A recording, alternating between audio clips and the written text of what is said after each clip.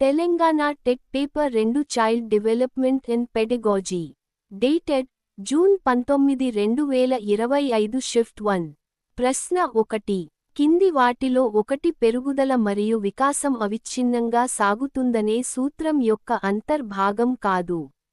ఏ వికాసం గర్భం నుండి సమాధి వరకు సాగుతుంది. బి వికాసం సాధారణం నుండి నిర్దిష్ట ప్రతిస్పందనలకు కొనసాగుతుంది. సి వికాసం ఎప్పుడూ ఆగదు. డి ఒక వ్యక్తి ఒక చిన్న కణం నుండి ప్రారంభమై నిరంతర అభివృద్ధి ప్రవాహం ద్వారా వివిధ అంశాలలో వికాసం చెందుతాడు. సమాధానం బి వివరణ. ప్రశ్న 2 కింది వాటిలో సరైన జతలను గుర్తించండి.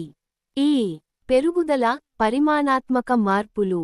బి వికాసం పరిమాణాత్మక గుణాత్మక మార్పులు. సి పరిపక్వత అనువంశికంగా వచ్చిన ధోరణుల సహజ వివరణ. ఏ అ మరియు సి మాత్రమే. బి ఏ బి మరియు సి. సి ఏ మరియు బి మాత్రమే.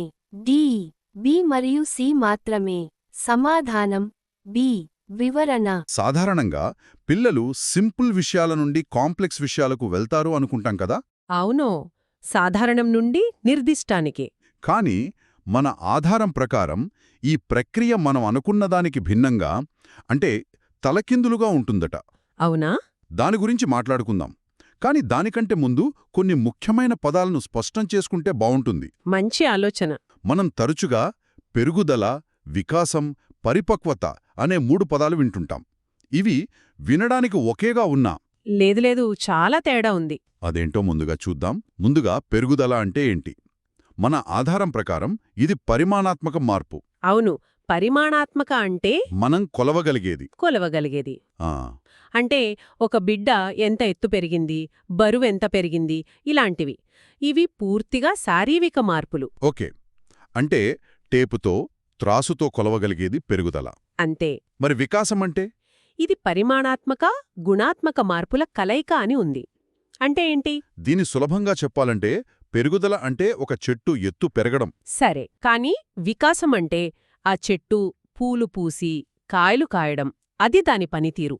వావ్, ఆ పోలిక చాలా బాగుంది. అంటే చెట్టు ఎత్తును కొలవగలం, కాని అది ఫలాలనివ్వడాన్ని మనం గమనించగలం. అంతే కదా? ఖచ్చితంగా. పిల్లల విషయంలో కూడా అంతే. వాళ్ల ఎత్తు పెరగడం పెరుగుదల. అయితే వాళ్ల ఆలోచనా విధానంలో మార్పు, కొత్త స్కిల్స్ నేర్చుకోవడం, ఇవన్నీ వికాసం కిందకొస్తాయి. స్పష్టంగా అర్థమైంది. ఇక 3వది పరిపక్వత. ఇది అనువంశికంగా వచ్చే లక్షణాలు వాటంతటావే అభివృద్ధి చెందడం అని ఉంది.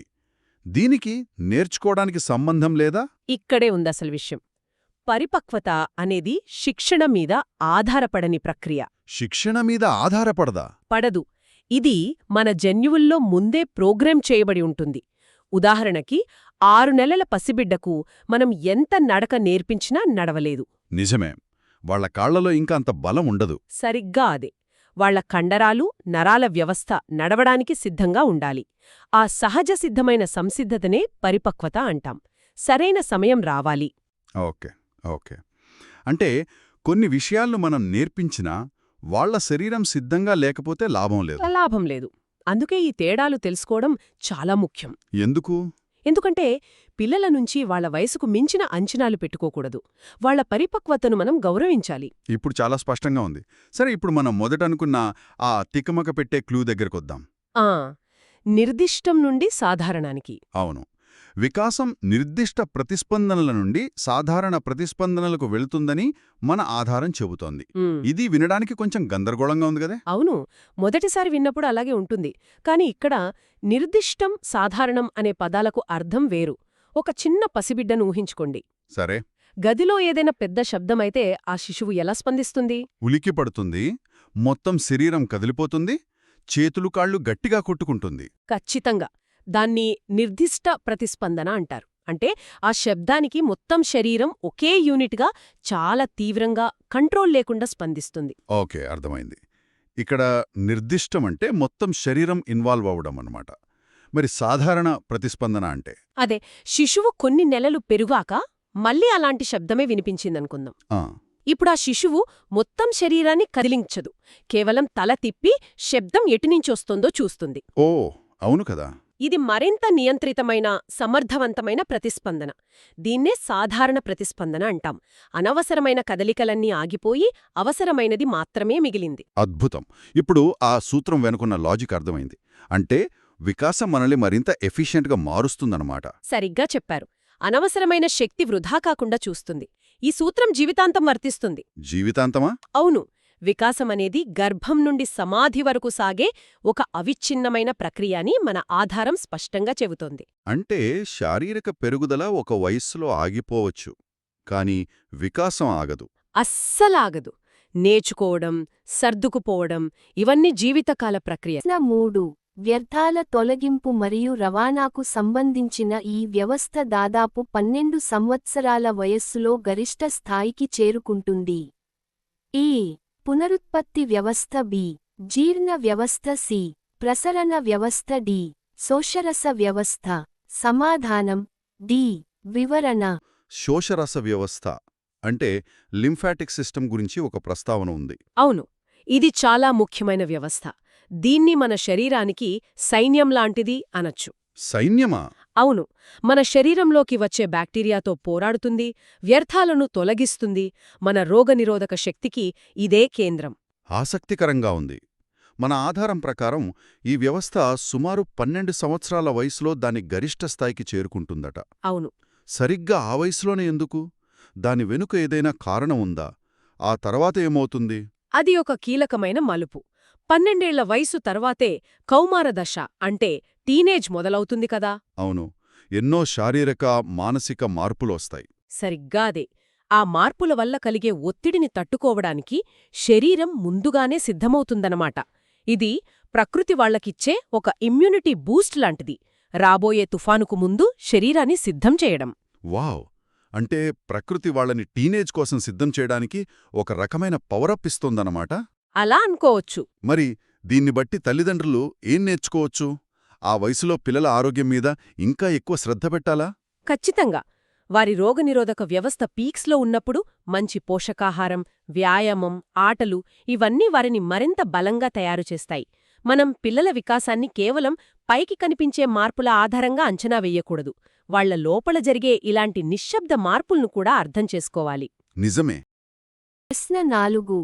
వస్తువులు మరియు వ్యక్తుల పట్ల శ్రద్ధ చూపడాన్ని నేర్చుకోవడం ఈ వికాస దశలోని ఒక వికాస కృత్యం. ఏ.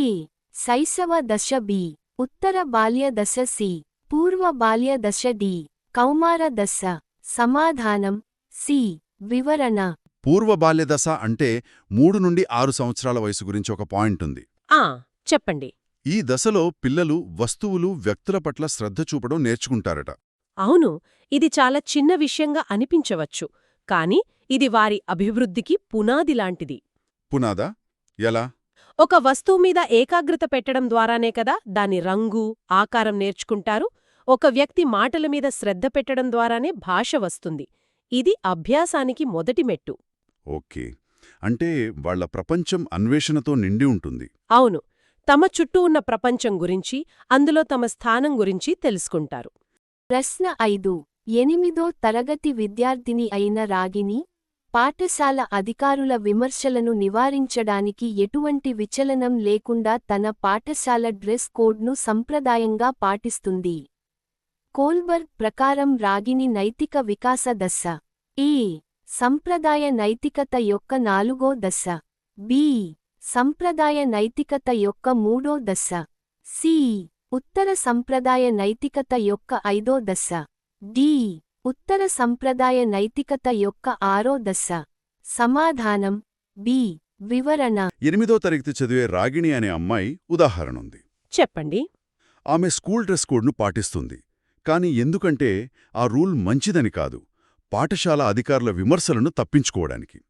దీని అర్థమేంటి? ఆమె ఆలోచనా విధానం ఏ స్థాయిలో ఉంది? ఇది నైతిక వికాసాన్ని అర్థం చేసుకోవడానికి ఒక అద్భుతమైన ఉదాహరణ. ఇక్కడ మనం కోల్బర్గ్ సిద్ధాంతాన్ని గుర్తుచేసుకోవాలి.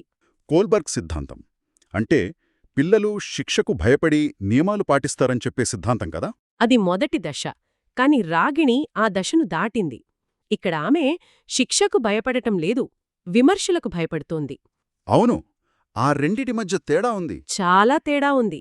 రాగిణి ప్రవర్తన కోల్బర్గ్ చెప్పిన సాంప్రదాయ నైతికతలోని 3వ దశకు సరిపోతోంది. దీన్ని గుడ్ బాయ్ గుడ్ గర్ల్ దశ అని కూడా అంటారు. గుడ్ బాయ్ గుడ్ గర్ల్ దశ అంటే అంటే ఆ దశలో పిల్లలకు ఇతరుల దృష్టిలో మంచి అనిపించుకోవడం చాలా ముఖ్యం. టీచర్లు, స్నేహితులు, తల్లిదండ్రులు వాళ్ల ఆమోదం పొందాలి. ఓ, అంటే ఈ రూల్ కరెక్టా కాదా అని ఆమె ఆలోచించడం లేదు.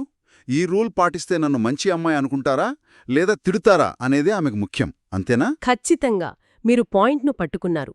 ఆమె చర్య వెనుకున్న ప్రేరణ నియమంపై నమ్మకం కాదు, సామాజిక ఆమోదం, విమర్శలను నివారించడం. ఇది ఆ వయసులో సహజమేనా? చాలా సహజం. ఆ వయసులో వారు తమ సామాజిక సంబంధాలకు, ఇతరుల అభిప్రాయాలకు చాలా విలువిస్తారు. ఇది వారి సామాజిక ప్రపంచం విస్తరిస్తోందన్నదానికి ఒక సూచన. అంటే ఇది వాళ్ల ఎదుగుదలలో ఒక ముఖ్యమైన మైలురాయి. అవును. ఆ తర్వాత దశల్లో వాళ్లు సమాజం కోసం నియమాలను పాటించడం, లేదా కొన్నిసార్లు ఉన్నతమైన విలువల కోసం నియమాలను ప్రశ్నించడం నేర్చుకుంటారు. కాని రాగిణి ఇంకా తన సర్కిల్లో ఆమోదం పొందే దశలోనే ఉంది. 6. ఒక జీవికి మరియు తన పరిసరానికి మధ్య సామరస్యపూర్వక సంబంధాన్ని కొనసాగించడానికి సహాయపడే సర్దుబాటు యంత్రాంగాన్ని పియాజెట్ ఇలా అన్నాడు. ఈ భద్రపరచుకోవడం బి. సమతులత సి. సాంశీకరణం డి. మార్పు సమాధానం బి. మన మొదటి మూలం ఒక విచిత్రమైన ప్రశ్నతో మొదలవుతుంది. ఒక జీవికి దాని వాతావరణానికి మధ్య సామరస్యం ఎలా ఏర్పడుతుంది? పియాజే ప్రకారం దీనికి కారణం సమతుల్యత లేదా ఈక్విలిబ్రేషన్ అట. ఈ పదం వినడానికి కొంచెం బరువుగా ఉంది. దీన్ని సింపుల్గా ఎలా అర్థం చేసుకోవచ్చు? ఖచ్చితంగా. ఆ పదం చూసి భయపడాల్సిన పనిలేదు.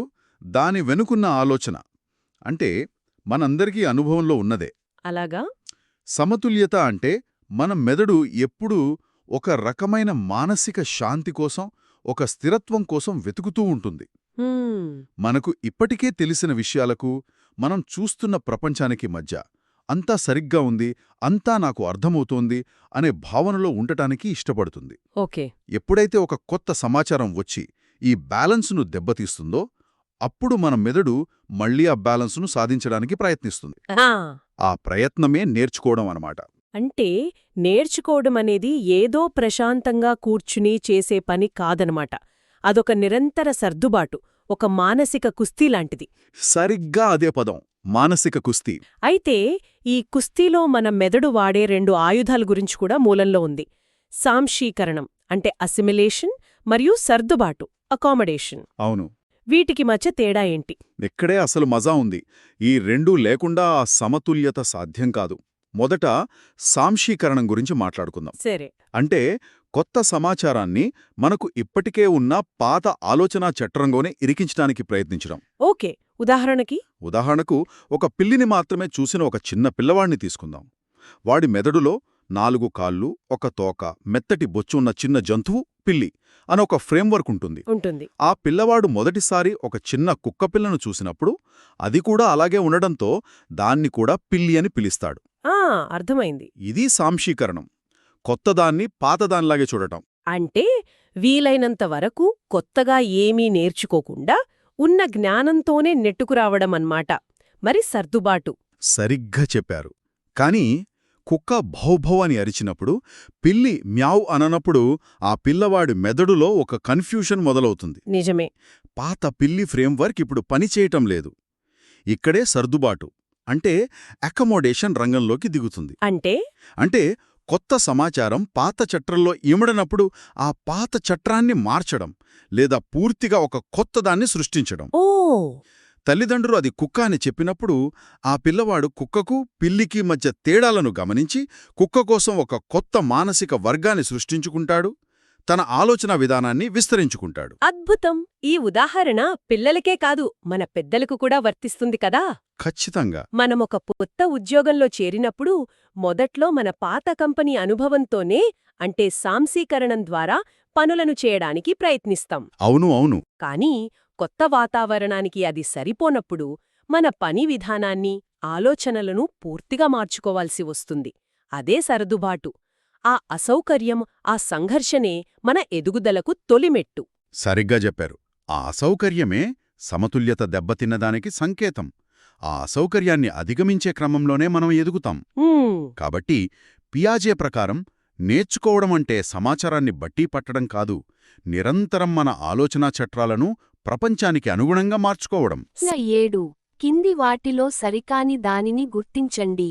ఏ అభిరుచులు మన కోరికలకు సంబంధించి ఉంటాయి. బి సాధారణంగా మనకు అభిరుచి ఉన్న వాటినే మనం ఇష్టపడతాము. సి అభిరుచులు అభిరుచులు సహాయపడతాయి అధిగమించడంలో. సమాధానం సి వివరణ. మన మెదడు కొత్త విషయాల్ని నేర్చుకోవడానికి లోపల ఎంత పెద్ద సర్కస్ చేస్తుందో అర్థమైంది. కానీ అసలు ఆ సర్కస్ మొదలు పెట్టడానికి టికెట్ ఎక్కడిది? అంటే ప్రేరణ. అవును, ప్రేరణ ఎక్కడ్నించి వస్తుంది? మన రెండో మూలం అభిరుచులు, అవధానం గురించి మాట్లాడుతుంది. ఇందులో ఒక వాక్యముంది: అభిరుచులు అవధానం చూపడంలో సహాయపడవు. ఆ కాని మూలం వెంటనే అది తప్పని చెబుతోంది. ఇవి చాలామంది నమ్మే ఒక అపోహేమో. ఖచ్చితంగా అదొక అపోహ. నిజానికి దానికి 100కు 100% వ్యగతి ఆగిపోయినట్లు అనిపించడం. ఆ మొదట్లో వేగంగా నేర్చుకుంటాం, కానీ ఒక స్థాయికి వచ్చాక ఎంత ప్రయత్నించినా ముందుకు వెళ్ళలేకపోతున్నామనే ఒక ఫీలింగ్ వస్తుంది. చాలా నిరుత్సాహపరిచే దశ అది. నాకు గుర్తుంది, నేను కొత్తగా వంట నేర్చుకుంటున్నప్పుడు యూట్యూబ్లో చూసినంత సులభంగా ఏమీ రాలేదు. దోసలు పెనానికి అంటుకుపోయేవి. మ్మ్. చపాతీలు ఇండియా మ్యాప్ ఆకారంలో వచ్చేవి. ఎన్నిసార్లు ప్రయత్నించినా ఫలితం ఒకేలా ఉండేది. బహుశా అదే నా లెర్నింగ్ ప్లాట్యూ అనుకుంటా. పర్ఫెక్ట్ ఉదాహరణ. ఆ సమయంలో వంటగది వైపు వెళ్లాలంటేనే విసుగొచ్చేది. అలాంటి సమయంలోనే చాలామంది ప్రయత్నం ఆపేస్తారు. కానీ ఇక్కడే అభిరుచి యొక్క అసలైన పాత్ర బయటపడుతుంది. హ్మ్, మీకు వంట మీద నిజమైన ఇష్టం, అభిరుచి ఉంటే ఆ నిరాశను తట్టుకుని నిలబడగలుగుతారు. ఈరోజు కాకపోతే రేపు, రౌండ్గా రాకపోతే స్క్వేర్గా తిందాంలే అని. హుహు. మళ్లీ ప్రయత్నించేలా చేసే ఇంధనం ఆ అభిరుచి.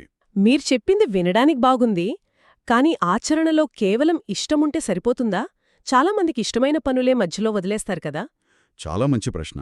ఉదాహరణకు, కొత్త సంవత్సరం రోజు జిమ్లో చేరిన వాళ్లలో చాలామందికి ఫిట్నెస్ మీద ఇష్టముంటుంది, కాని నెల తిరిగేసరికి కనబడరు. పట్టుదలకు ఇంకా ఏమైనా అవసరమా?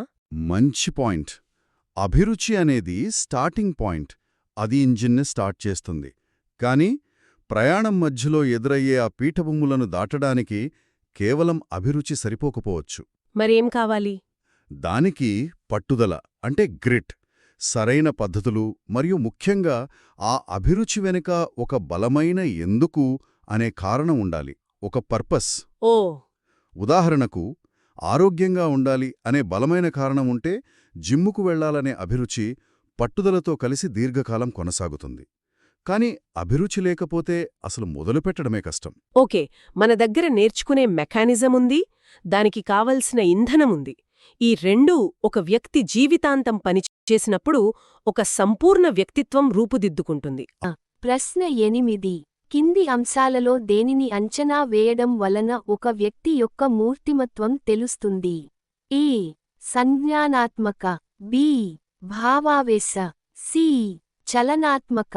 ఏ అ మరియు సి మాత్రమే, బి ఏ మరియు బి మాత్రమే, సి అ మాత్రమే, డి ఏ బి మరియు సి. సమాధానం డి వివరణ. ఒక వ్యక్తిని పూర్తిగా అర్థం చేసుకోవాలంటే ఏం చెయ్యాలి? మన మూలం ప్రకారం 3 అంశాలను చూడాలట: సంజ్ఞానాత్మక, భావావేశ మరియు చలనాత్మక. అబ్బా, మళ్ళీ ఈ పదాలు. అవును, వినడానికే కొంచెం బరువుగా ఉన్నాయి. వీటిని మనం రోజు వాడే భాషలో ఎలా చెప్పుకోవచ్చు? వీటిని సింపుల్గా తల, మనసు, చేతులు అని అనుకోవచ్చు. తల, మనసు, చేతులు. బాగుంది. లేదా ఇంకా మంచి పోలిక చెప్పాలంటే, ఒక వ్యక్తిని ఒక పెద్ద మంచుకొండ, ఒక ఐస్బర్గ్ లాగా ఊహించుకోండి.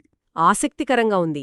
అంటే ఒక వ్యక్తి ప్రవర్తన అనేది ఆ మంచుకొండలో నీటిపైన కనిపించే చిన్న భాగంలాంటిదనమాట. సరిగ్గా. అసలైన కథంతా నీళ్ల కిందే ఉందంటారు. సరిగ్గా అదే. నీటిపైన కనిపించే ఆ చిన్న భాగమే చలనాత్మక లేదా సైకోమోటార్ అంశం. అంటే వారి చేతులు. అవును, వారి ప్రవర్తన, వారి మాటలు, వారి పనులు, మనం బయటకు చూడగలిగేదంతా దీని కిందకే వస్తుంది. సరే, మరి నీటి కింద? నీటి కింద ఉపరితలానికి దగ్గరగా ఉండే భాగం భావావేశ, అంటే ఎఫెక్టివ్ అంశం. వారి మనసు, వారి ఫీలింగ్స్. వారి భావోద్వేగాలు, వారి ఫీలింగ్స్, వారి ఇష్టాయిష్టాలు, భయాలు, ఆశలు ఇవి పైకి కనిపించకపోయినా వారి ప్రవర్తనను బలంగా ప్రభావితం చేస్తాయి. ఇక మూడోది. ఇక ఆ మంచుకొండకు పునాదిలా అట్టడుగున ఉండే అతిపెద్ద భాగం సంజ్ఞానాత్మక అంటే కాగ్నిటివ్ అంశం. వారి తల.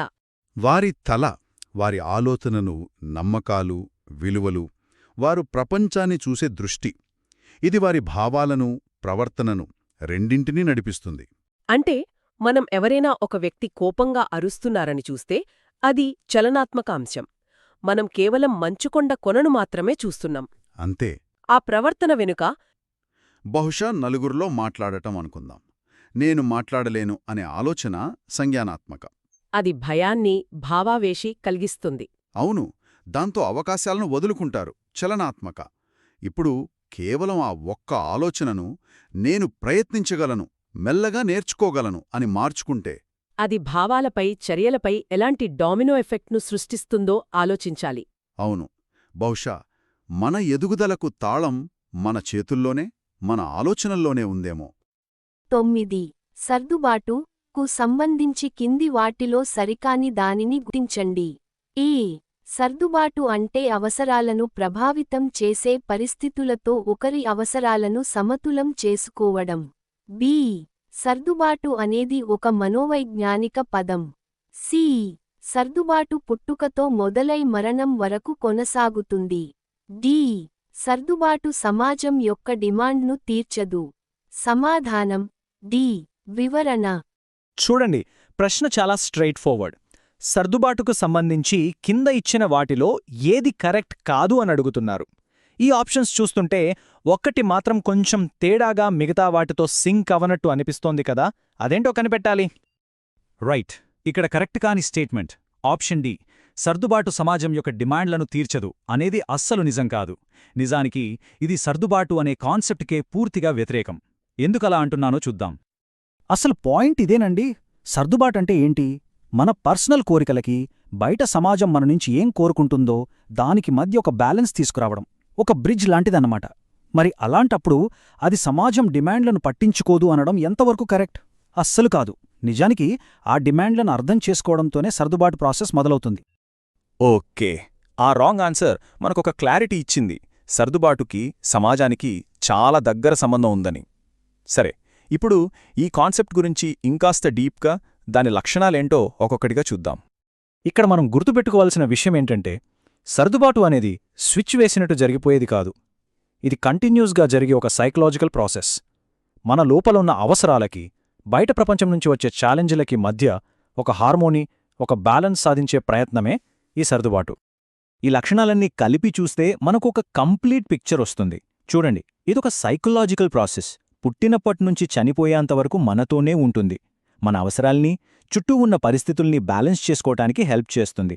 అండ్ ఫైనలీ, సమాజంలో మనం ఒకరిగా కలిసిపోవటానికి, దాని డిమాండ్స్ మీట్ అవ్వటానికి ఇది చాలా అవసరం. సో ఇదొక శక్తివంతమైన సాధనమన్నమాట. ప్రశ్న 10. కింది వాటిలో ఒకటి పరిశీలన పద్ధతి యొక్క ప్రయోజనం. ఏ. ఆత్మాశ్రయత పరిశీలన ఫలితాలను ప్రభావితం చేస్తుంది. బి. బాహ్య ప్రవర్తనను మాత్రమే గమనించవచ్చు. సి. ఫలితాలను ధృవీకరించవచ్చు. డి. ప్రవర్తన ప్రతిరూపణ కష్టం. సమాధానం సి. వివరణ. సరే, ఒక వ్యక్తి ఎలా సర్దుబాటు చేసుకుంటున్నాడు అని తెలుసుకోవాలంటే ఏం చేయాలి? వాళ్ల ప్రవర్తనను గమనించాలి, అంతేకదా? ఇక్కడే మన రెండో ఇంపార్టెంట్ కాన్సెప్ట్ వస్తుంది. అదే పరిశీలనా పద్ధతి. దీన్ని కూడా ఒక ప్రశ్నతోనే మొదలు పెడదాం. ఓకే, ఈ అబ్జర్వేషన్ మెథడ్ ఉంది కదా, అంటే ఒకరిని గమనించి డేటా కలెక్ట్ చేయడం. దీనివల్ల ఉన్న అతిపెద్ద అడ్వాంటేజ్ ఏంటి? కింద ఆప్షన్స్ చూస్తే ప్రతి మెథడ్లో లాభాలు, నష్టాలు ఉంటాయని తెలుస్తుంది. మరి ఈ అబ్జర్వేషన్ మెథడ్కున్న అసలైన బలం ఏమై ఉంటుంది? రైట్, ఇక్కడ ఆన్సర్ వచ్చి సి. ఫలితాలను ధృవీకరించవచ్చు, అంటే వెరిఫై చెయ్యొచ్చు. చూడండి, ఏ రీసెర్చ్లో అయినా మనం కనుక్కున్న విషయాలు నమ్మదగినవా కాదా అనేది చాలా ఇంపార్టెంట్ కదా. మరి పరిశీలన పద్ధతిలో ఇది ఎలా సాధ్యమవుతుందో చూద్దాం. ఈ మెథడ్ పవర్ అంతా దాని న్యాచురల్ సెటప్లోనే ఉంది. ఫస్ట్, రీసెర్చర్లు ల్యాబ్లో కాకుండా రియల్ లైఫ్లో ప్రవర్తనను ఉన్నది ఉన్నట్టుగా చూస్తారు. సెకండ్, దాన్ని వెంటనే రికార్డ్ చేస్తారు. దీనివల్ల ఏమవుతుందంటే మనకు దొరికే డేటా చాలా రియలిస్టిక్గా, ఫిల్టర్ చెయ్యనిదిగా ఉంటుంది. అందుకే ఆ ఫలితాలను ఎవరైనా క్రాస్ చెక్ చేసి వెరిఫై చేయగలరు. కరెక్ట్, ఇదే మెయిన్ పాయింట్. ఒక చేపను గ్లాస్ ట్యాంక్లో పెట్టి దాని బిహేవియర్ చూడ్డానికి, అదే చేపను సముద్రంలో దాని న్యాచురల్ ఎన్విరాన్మెంట్లో చూడ్డానికి చాలా తేడా ఉంటుంది గదా. అలాగే మనుషుల ప్రవర్తనను కూడా సహజ పరిస్థితుల్లో స్టడీ చేస్తేనే వచ్చే రిజల్ట్స్కి ఒక అథెంటిసిటీ, ఒక వాల్యూ ఉంటుంది. సరే, ఇప్పటిదాకా మనం సర్దుబాటు అనే ఇంటర్నల్ ప్రాసెస్ గురించి, పరిశీలన అనే ఎక్స్టర్నల్ మెథడ్ గురించి చూశాం. ఇవి రెండూ వేర్వేరుగా అనిపించినా ఒక టీచర్కి ఈ రెండూ ఎంతగా ఉపయోగపడతాయో ఇప్పుడు చూద్దాం. ఎందుకంటే నాలెడ్జ్ని అప్లై చేసినప్పుడే కదా దానికి అసలైన విలువ. ఒక్క మాటలో చెప్పాలంటే సర్దుబాటు అనేది ఒక స్టూడెంట్ తన ఇన్నర్ వరల్డ్ని, ఔటర్ వరల్డ్ని ఎలా బ్యాలెన్స్ చేసుకుంటున్నాడు అనే కథ. ఇక పరిశీలనా పద్ధతి ఏమో ఆ కథను మనం అంటే టీచర్లుగా ఎలా అర్థం చేసుకోవాలో చెప్పే టూల్. ఒకటి థియరీ అయితే ఇంకొకటి దాన్ని తెలుసుకునే ప్రాక్టికల్ వే అన్నమాట. సో ఈ కాన్సెప్ట్స్ అర్థం చేసుకోవడం అనేది కేవలం ఎగ్జామ్ పాస్ అవడానికి మాత్రమే కాదు. కాబోయే టీచర్లకు దీని ఇంపార్టెన్స్ ఎగ్జామ్ హాల్ దాటి క్లాస్ రూంలోకి వస్తుంది. ఇది మార్కుల కోసం కాదు, స్టూడెంట్స్ లైఫ్స్ని అర్థం చేసుకోవడం కోసం. ఒక్కసారి ఆలోచించండి, ఒక స్టూడెంట్ క్లాస్లో ఎలా సర్దుబాటు చేసుకుంటున్నాడు అని మీరు పరిశీలించడం ద్వారా వాళ్ల ఎమోషనల్, సోషల్ నీడ్స్ని ఎంత బాగా అర్థం చేసుకోగలరు. ఈ రెండు కాన్సెప్ట్స్ని కలిపి వాడితే ఒక టీచర్ కేవలం పాఠాలు చెప్పే వ్యక్తిగా మిగిలిపోకుండా ఒక గైడ్గా, ఒక మెంటార్గా ఎలా మారగలరు? బహుశా ఇదే అసలైన టీచింగ్ అంటే. ప్రశ్న 11. అభ్యాసం వీటి సముపార్జనకు సహాయపడదు. 1. జ్ఞానం 2. ప్రతిచర్యలు 3. అలవాటు 4. వైఖరులు ఏ 1 మరియు 3 మాత్రమే, బి 2 మరియు 4 మాత్రమే, సి 1, 2 మరియు 3 మాత్రమే, డి 1, 2, 3 మరియు 4. సమాధానం డి. వివరణ. అభ్యసనమంటే కేవలం పరీక్షల కోసం చదవడం, మార్కులు తెచ్చుకోవడం కాదు. అది మన వ్యక్తిత్వాన్ని, మన అలవాట్లను, చివరికి మనం ఎవరనే దాన్ని కూడా నిర్దేశిస్తోంది. మన దగ్గరున్న సమాచారం ప్రవర్తనావాద సిద్ధాంతాల మీద ఆధారపడి ఉంది, అంటే బిహేవియరిస్ట్ థియోరీస్. ఇవి చాలా చాలా ఆసక్తికరమైన విషయాలను బయటపెడతాయి. అయితే చాలా బేసిక్ ప్రశ్నతో మొదలు పెడదాం. నేర్చుకోవడం వల్ల మనకు ఏమి వస్తుంది? చాలామందికి వెంటనే వచ్చే సమాధానం జ్ఞానం లేదా నాలెడ్జ్. కానీ ఇది అంతకంటే చాలా ఎక్కువని మన దగ్గరున్న సోర్సెస్ చెప్తున్నాయి. ఖచ్చితంగా, జ్ఞానమనేది అందులో ఒక భాగం మాత్రమే. మన సోర్సెస్ ప్రకారం అభ్యసనం మనకు 4 ప్రధానమైన విషయాలను అందిస్తుంది. మొదటిది మీరు చెప్పినట్లు జ్ఞానం, అంటే నాలెడ్జ్. రెండవది ప్రతిచర్యలు, రెస్పాన్సెస్. అవును. మూడవది అలవాట్లు, హ్యాబిట్స్. నాలుగవది వైఖరులు, అంటే యాటిట్యూడ్స్. ఈ 4ంటిని కలిపితేనే సంపూర్ణ అభ్యసనం పూర్తవుతుంది. ఇది చాలా ఇంట్రెస్టింగ్గా ఉంది. జ్ఞానం సరే, అది మనకర్థమవుతుంది. కానీ ఈ ప్రతిచర్యలు, అలవాట్లు, వైఖరులు అదెలా? ఒక ఉదాహరణతో చెప్తారా? తప్పకుండా. ప్రతిచర్యలు అంటే ఒక పరిస్థితికి మనం ఎలా స్పందిస్తాం అనేది. ఉదాహరణకు, ఒక పబ్లిక్ స్పీకింగ్ కోర్సులో చేరిన వ్యక్తి మొదట్లో స్టేజ్ మీద భయంతో వణికిపోవచ్చు. కానీ ప్రాక్టీస్ ద్వారా అదే వ్యక్తి ఆత్మవిశ్వాసంతో మాట్లాడటం నేర్చుకుంటాడు. అది నేర్చుకున్న ప్రతిచర్య. ఓకే. ఇక అలవాట్లు మనందరికీ తెలుసు. రోజూ ఉదయాన్నే వ్యాయామం చేయడం లేదా రాత్రి పడుకునే ముందు పుస్తకం చదవడం. ఇవన్నీ మనం స్పృహతోనో అసంకల్పితంగానో నేర్చుకున్నవే. చివరిగా వైఖరులు. ఇది చాలా ముఖ్యమైనది.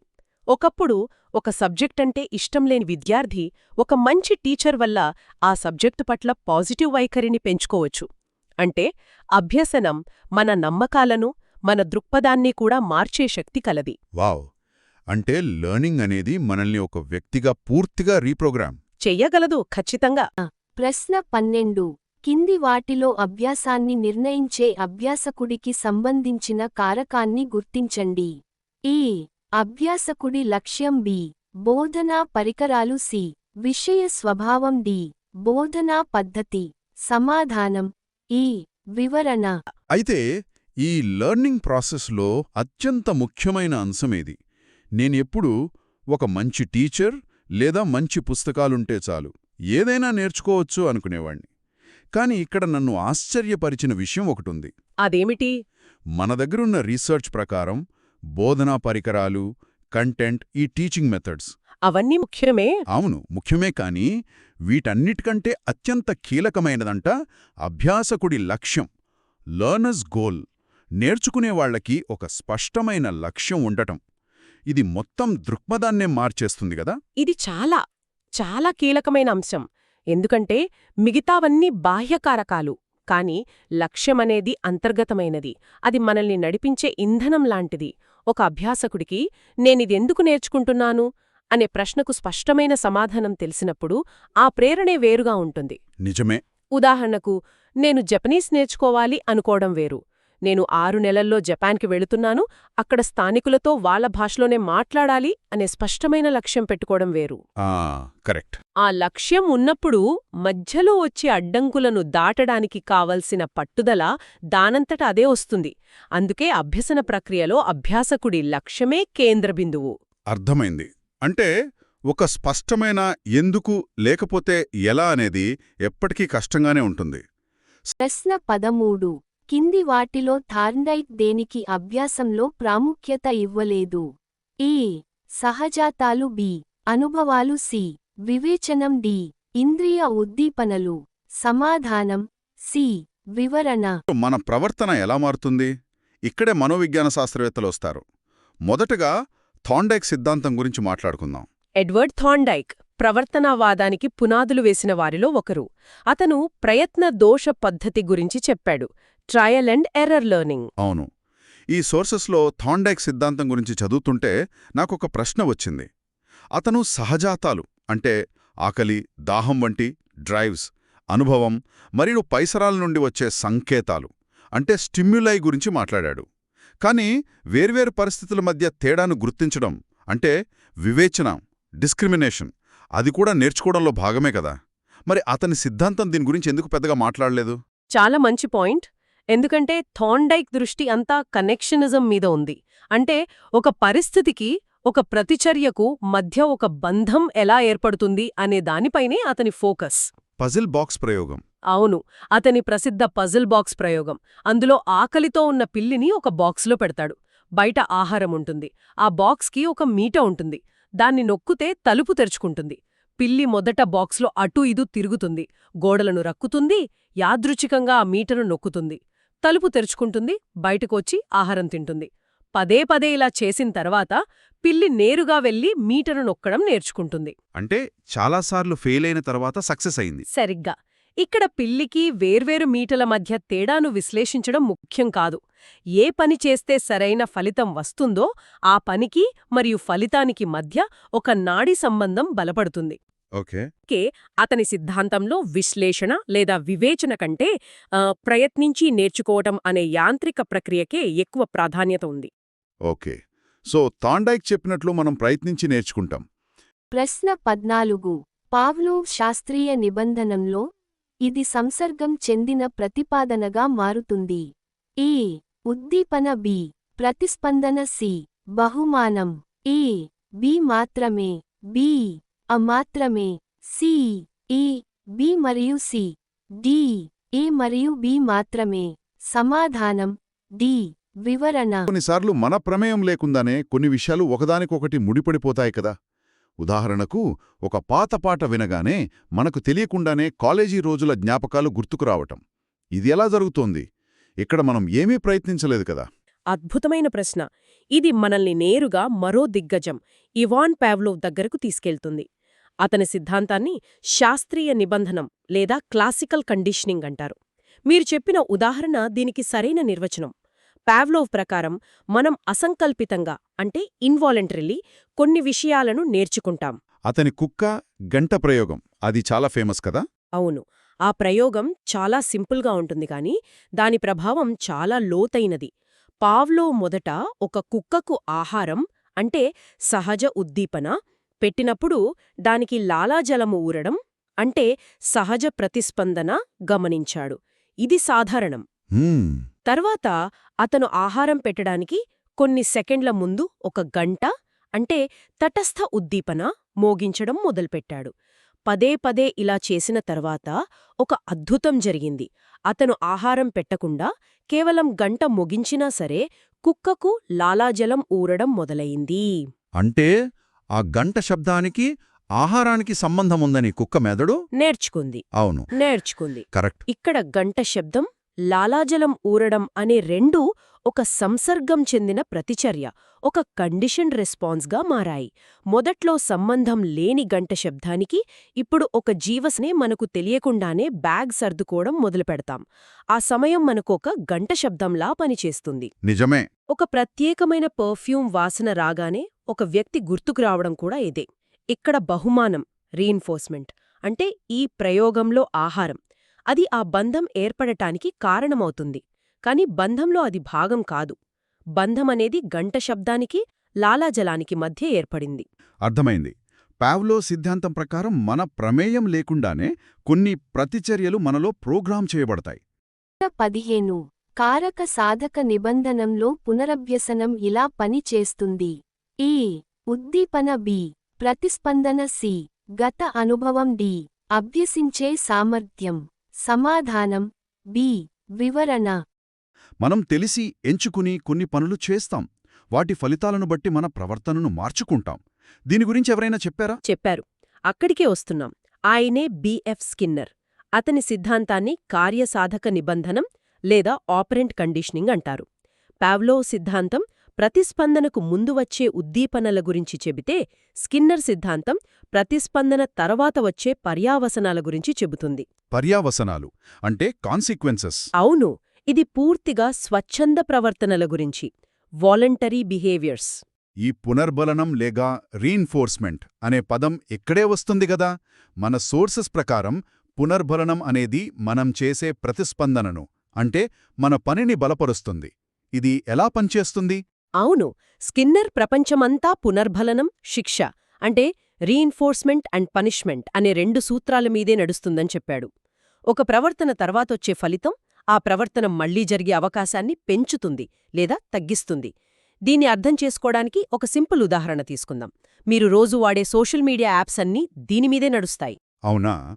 మీరొక ఫోటో పోస్ట్ చేసినప్పుడు అది మీ ప్రతిస్పందన. దానికొచ్చే ప్రతి లైక్ లేదా కామెంట్ ఒక ధనాత్మక పునర్బలనం, పాజిటివ్ రీఇన్ఫోర్స్మెంట్. అది మీకు ఒక చిన్నపాటి ఆనందాన్నిస్తుంది. దానివల్ల మీరు మళ్లీ మళ్లీ పోస్ట్ చేసే అవకాశం పెరుగుతుంది. వావ్, ఇది నిజమే. అంటే మనల్ని ఆ యాప్స్కి బానిసలుగా మార్చేది ఇదేనా? ఒక రకంగా చెప్పాలంటే అవును. అలాగే వీడియో గేమ్స్లో ఒక లెవెల్ దాటినప్పుడు వచ్చే రివార్డ్స్, పాయింట్స్, బ్యాడ్జెస్, ఇవన్నీ కూడా పాజిటివ్ రీఇన్ఫోర్స్మెంట్లే. ఓ, అవి మనల్ని ఇంకా ఎక్కువసేపు ఆడటానికి ప్రోత్సహిస్తాయి. అలాగే రుణాత్మక పునర్బలనం అంటే నెగటివ్ రీఇన్ఫోర్స్మెంట్ కూడా ఉంటుంది. అదెలా? ఉదాహరణకు, తలనొప్పిగా ఉన్నప్పుడు ఒక టాబ్లెట్ వేసుకుంటే నొప్పి తగ్గుతుంది. ఇక్కడ నొప్పి అనే ఒక నెగటివ్ అంశం తొలగిపోవడం వల్ల భవిష్యత్తులో తలనొప్పి వచ్చినప్పుడు మళ్లీ టాబ్లెట్ వేసుకునే ప్రవర్తన బలపడుతుంది. మరి శిక్ష, పనిష్మెంట్ సంగతేంటి? అది కూడా మన ప్రవర్తనను మారుస్తుంది కదా? మారుస్తుంది. కానీ స్కిన్నర్ ప్రకారం పునర్బలనమంత సమర్థవంతంగా కాదు. ట్రాఫిక్ రూల్స్ అతిక్రమిస్తే ఫైన్ వేయడం అనేది శిక్షకు ఒక ఉదాహరణ. అది ఆ ప్రవర్తనను భవిష్యత్తులో తగ్గించడానికి ఉద్దేశించబడింది. అలాగే ఒక పిల్లవాడు అల్లరి చేసినప్పుడు వాడికి ఇష్టమైన వీడియో గేమ్ ఆడకుండా ఆపడం కూడా ఒక రకమైన శిక్షే. స్కిన్నర్ ప్రకారం శిక్ష అనేది ఒక ప్రవర్తనను తాత్కాలికంగా ఆపగలదు, కానీ సరైన ప్రవర్తనను నేర్పించలేదు. అందుకే అతను పాజిటివ్ రీఇన్ఫోర్స్మెంట్కే ఎక్కువ ప్రాధాన్యత ఇచ్చాడు. Okay okay. ఈ 2 సిద్ధాంతాలను కలిపి చూస్తే మనకు ఒక స్పష్టమైన చిత్రం వస్తుంది.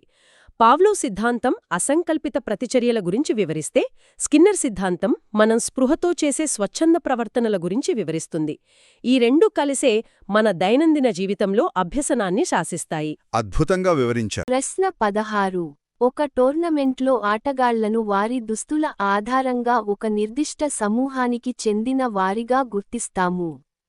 ఇక్కడ గెస్టాల్ట్ సమూహ కారకం ఏ, పూరణం బి, సామీప్యత సి, సారూప్యత డి, సరళత, సమాధానం సి, వివరణ. మనం ఒక ఫుట్బాల్ మ్యాచ్ చూస్తున్నామనుకుందాం. మైదానంలో 22 మంది ఉంటారు. వాళ్ళెవరో మనకు తెలియకపోయినా ఎరుపు జెర్సీలు ఒక జట్టు, నీలం జెర్సీలు మరో జట్టు అని మనం క్షణాల్లో ఎలా చెప్పగలుగుతాం? హా, ఇది మన మెదడుకున్న ఒక అద్భుతమైన సామర్థ్యం. దీని వెనుక గెస్టాల్ట్ సిద్ధాంతంలోని ఒక ముఖ్యమైన సూత్రముంది. దాని పేరు సారూప్యత. సారూప్యత, సిమిలారిటీ. అవును, సిమిలారిటీ.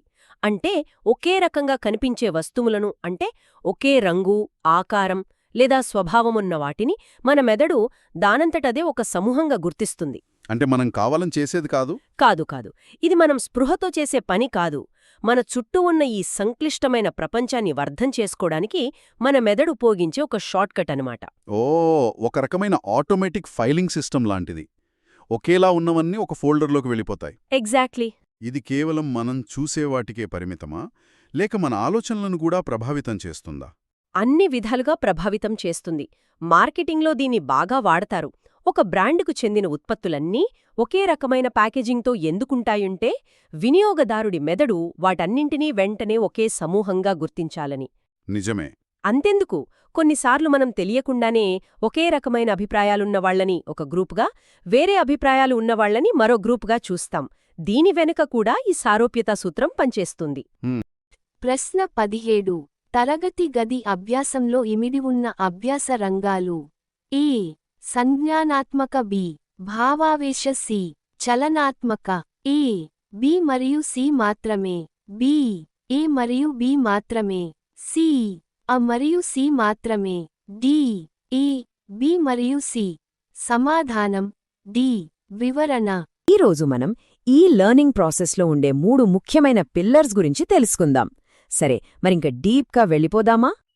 ఒక క్లాస్ రూంలో పాఠం వింటున్నప్పుడు గాని, లేదా ఏదైనా కొత్త స్కిల్ నేర్చుకుంటున్నప్పుడు గాని అసలు ఏం జరుగుతుంది లోపల? మనం కేవలం ఇన్ఫర్మేషన్ని బ్రెయిన్లోకి పంపిస్తున్నామా, లేదంటే అంతకు మించి ఇంకేమైనా ఉందా? ఈ ప్రశ్నకు సమాధానం మనం అనుకున్న దానికంటే చాలా ఆసక్తికరంగా ఉంటుంది. ఓకే, మొదటి విభాగం చూద్దాం. అసలు క్లాస్ రూమ్ లెర్నింగ్ అంటే ఏంటి?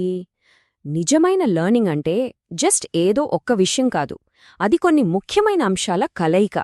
ఇవన్నీ ఒకదానికొకటి కలిసి పని చేసినప్పుడే అప్పుడు కంప్లీట్ లెర్నింగ్ అనేది సాధ్యమవుతుంది. ఇంతకీ ఆ అంశాలేంటో చూద్దాం. లెర్నింగ్ని సింపుల్గా చెప్పాలంటే ఒక 3 కాళ్ల బల్లలా ఊహించుకోండి. ఒక బల్ల గట్టిగా బ్యాలెన్స్డ్గా ఉండాలంటే 3 కాళ్లు ఖచ్చితంగా కావాలి కదా. ఏ ఒక్కటి లేకపోయినా బల్ల పడిపోతుంది. అలాగే మనం నేర్చుకోవడం అనేది కూడా కంప్లీట్గా ఎఫెక్టివ్గా ఉండాలంటే దానికి కూడా 3 కాళ్లు కావాలి. అవేంటంటే ఆలోచించడం, ఫీల్ అవ్వడం, ఇంకా చేయడం. ఈ 3 తప్పనిసరి. రెండవ విభాగం ఆలోచన రంగం. సరే, ఆ 3 కాళ్లలో మొదటి దానితో మొదలుపెడదాం. ఇది మనందరికీ బాగా తెలిసిన లెర్నింగ్ ఫామ్. అంటే మన బ్రెయిన్కి సంబంధించినది, మన థింకింగ్ ప్రాసెస్ అన్నమాట. దీన్నే టెక్నికల్గా సంజ్ఞానాత్మక రంగం లేదా కాగ్నిటివ్ డొమైన్ అంటారు. అంటే ఒక స్టూడెంట్ ఎలా ఆలోచిస్తాడు, విషయాలను ఎలా అర్థం చేసుకుంటాడు, కొత్త నాలెడ్జ్ని ఎలా పొందుతాడు అనేదానికి సంబంధించింది. ఒక రకంగా చెప్పాలంటే ఇది మన లెర్నింగ్కి బ్రెయిన్ లాంటిది. ఉదాహరణకు ఒక మ్యాథ్స్ ప్రాబ్లం తీసుకుందాం. దాన్ని సాల్వ్ చేయాలంటే ఏం చేయాలి? ఫార్ములా గుర్తు తెచ్చుకోవాలి, ప్రాబ్లంని అనలైజ్ చేయాలి, సరైన పద్ధతిలో ఆలోచించాలి కదా. ఈ ఆలోచన ప్రక్రియ, దాన్ని అర్థం చేసుకోవడం, నాలెడ్జ్ని అప్లై చేయడం, ఇవన్నీ కాగ్నిటివ్ డొమైన్ కిందికే వస్తాయి. మూడవ విభాగం భావావేశ రంగం. ఇప్పుడు లెర్నింగ్ యొక్క రెండో కాలు గురించి మాట్లాడుకుందాం. చూడండి, నేర్చుకోవడం అనేది కేవలం బ్రెయిన్తో చేసే పని మాత్రమే కాదు. మన ఎమోషన్స్, మన యాటిట్యూడ్స్ కూడా ఇందులో చాలా పెద్ద రోల్ ప్లే చేస్తాయి. అదే ఈ భావావేశ రంగం. భావావేశ రంగం లేదా ఎఫెక్టివ్ డొమైన్, ఇది ఒక స్టూడెంట్ యొక్క ఎమోషన్స్, వాళ్ళ వాల్యూస్, ఇంకా వాళ్ళ యాటిట్యూడ్స్కి సంబంధించింది. దీన్ని మనం లెర్నింగ్కి హార్ట్ లాంటిది అనొచ్చు. ఒక సబ్జెక్ట్ మీద ఇంట్రెస్ట్ లేదా క్యూరియాసిటీ లేకపోతే దాన్ని నేర్చుకోవడం ఎంత కష్టమో మనందరికీ తెలుసు. మళ్ళీ మనం ఇందాకటి మ్యాథ్స్ ప్రాబ్లం దగ్గరికే వద్దాం. ఆ ప్రాబ్లంని ఎలాగైనా సాల్వ్ చెయ్యాలనే క్యూరియాసిటీ లేదా ఆన్సర్ రానప్పుడొచ్చే ఫ్రస్ట్రేషన్, ఫైనల్గా దాన్ని సాధించాక కలిగే ఆ గర్వం, ఈ ఎమోషన్స్ అన్నీ కూడా భావావేశ రంగానికి చెందినవే. ఈ ఫీలింగ్సే మనల్ని ఆలోచించడానికి, ఇంకా ట్రై చేయడానికి మోటివేట్ చేస్తాయి. నాలుగవ విభాగం చలనాత్మక రంగం. ఇక మూడో చివరి రంగానికి వచ్చేశాం. సరే, మనం ఆలోచించాం, ఫీల్ అయ్యాం, కాని దాన్ని యాక్షన్లోకి ఎలా తీసుకురావాలి? మనం నేర్చుకున్నదాన్ని చేతల ద్వారా ఎలా చూపించాలి. అదే చలనాత్మక రంగం. దీన్నే సైకోమోటో డొమైన్ అంటారు. అంటే మనం నేర్చుకున్న జ్ఞానాన్ని ఫిజికల్ యాక్షన్స్ ద్వారా బయటపెట్టడం. ఇది ఒక స్టూడెంట్ యొక్క ఫిజికల్ స్కిల్స్, వాళ్ల చేతలు, ప్రవర్తనకు సంబంధించింది. మన మ్యాథ్స్ ప్రాబ్లం ఎగ్జాంపుల్ని ఇక్కడ కంప్లీట్ చేద్దాం. మనం ఆలోచించి సొల్యూషన్ కనిపెట్టాక ఏం చేస్తాం? దాన్ని పేపర్పై రాస్తాం కదా. ఆ పెన్ పట్టుకోవడం, నంబర్స్ రాయడం అనే ఫిజికల్ యాక్షనే ఈ చలనాత్మక రంగం. అంటే మన ఆలోచనకి, మన ఫీలింగ్కి ఒక ఫిజికల్ ఫామ్ ఇవ్వడమన్నమాట. 5వ విభాగం సంపూర్ణ చిత్రం. ఇప్పటిదాకా మనం ఈ 3 రంగాల్ని విడివిడిగా చూశాం. కానీ అసలైన మ్యాజిక్ ఎక్కడుందంటే ఈ 3 కలిసినప్పుడు. ఇప్పుడు వాటన్నింటినీ కలిపి చూద్దాం. అప్పుడు లెర్నింగ్ యొక్క కంప్లీట్ పిక్చర్ ఎంత పవర్ఫుల్గా ఉంటుందో మీకే అర్థమవుతుంది. సంజ్ఞానాత్మక రంగం ఆలోచించడం మీద ఫోకస్ చేస్తే, భావావేశ రంగం ఫీల్ అవ్వడం మీద, ఇక చలనాత్మక రంగం చేయడం మీద ఫోకస్ పెడుతుంది. ఇవి వేర్వేరు పనులు కాదు, ఒకే ప్రాసెస్లో ఉన్న 3 విడదీయలేని భాగాలు.